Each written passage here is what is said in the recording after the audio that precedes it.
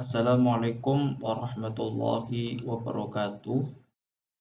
Perkenalkan, nama saya Fikri Auza'i Ihwan. Pada kesempatan hari ini saya akan berpresentase tentang ulangan akhir semester, yaitu pada mata pelajaran ekonomi mikro. Di sini saya akan menjelaskan beberapa penjelasan dulu mengenai tentang pasar.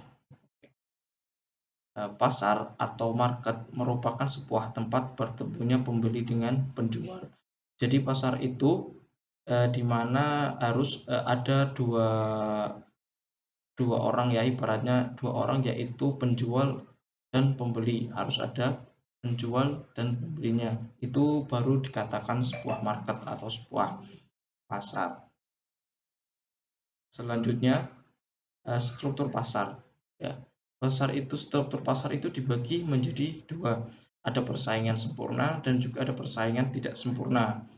Di sini saya akan menjelaskan tentang persaingan tidak sempurna. Di sini terbagi menjadi 5 golongan, yaitu ada monopoli, ada duopoli, dan monopolistik, monopsoni, dan oligopsoni. Oke. Pasar persaingan sempurna. Pasar persaingan sempurna itu jumlah penjual dan pembeli banyak dan barangnya bersifat homogen. Jadi pasar persaingan sempurna itu tidak hanya satu atau dua penjual, tapi jumlah penjualnya itu banyak dan pembelinya banyak dan barangnya juga bersifat homogen. Nah, lalu juga ada karakteristik pasar persaingan sempurna. Itu yang pertama itu ada yaitu komoditi homogen, terus jumlah penjual dan pembeli banyak, terus penerima harga bebas masuk keluar pasar, terus juga informasi sempurna dan mobilitas sumber daya. Oke, contoh dari pasar persaingan tidak sempurna, yaitu di sini saya akan menjelaskan tentang monopoli, ya, yaitu contohnya itu perusahaan PLN, ya, di mana di Indonesia ini, ya, yang memberikan atau menjual listrik itu hanya satu perusahaan, yaitu PLN. Selain PLN itu tidak ada lagi, ya.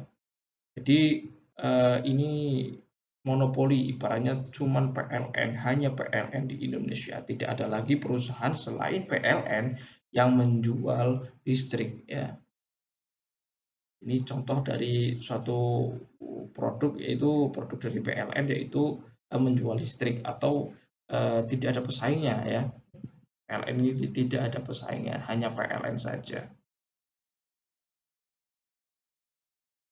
Lalu dalam pasar persaingan tidak sempurna juga ada yang namanya duopoli, yaitu penawaran suatu jenis barang yang dikuasai oleh dua perusahaan. Contohnya di sini ada Pertamina dan Caltech, ya, di mana ini dikuasai oleh dua perusahaan ini saja, ya, sehingga tidak ada pesaing, hanya hanya dua perusahaan ini yang menguasai.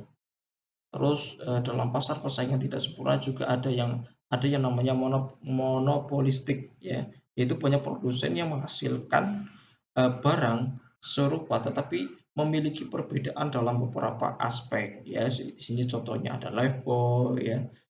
Untuk sabun mandi adalah Lifebuoy, ada Dove dan ada juga Dettol, ya.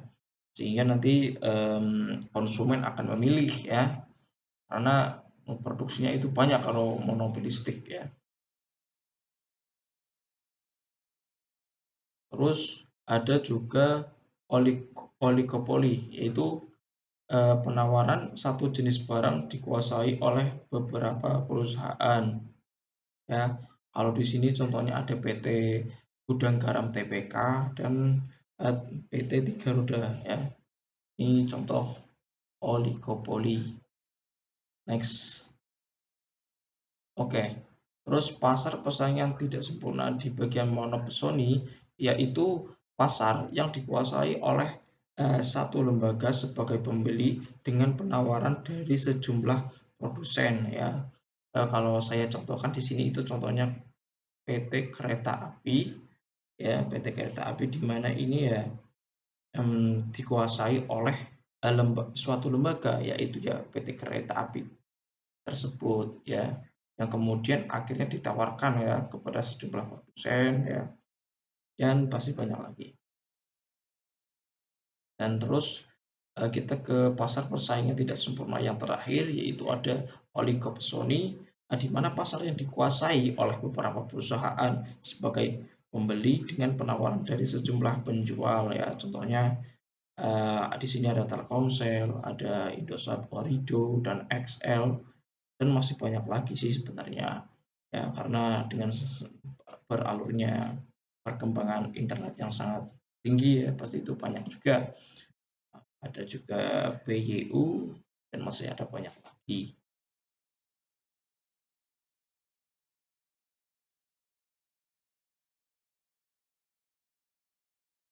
Terus yang terakhir, oke, sekian dari saya. Apabila ada kekurangannya, saya mohon maaf sebesar-besarnya. Sekian, wassalamualaikum warahmatullahi wabarakatuh.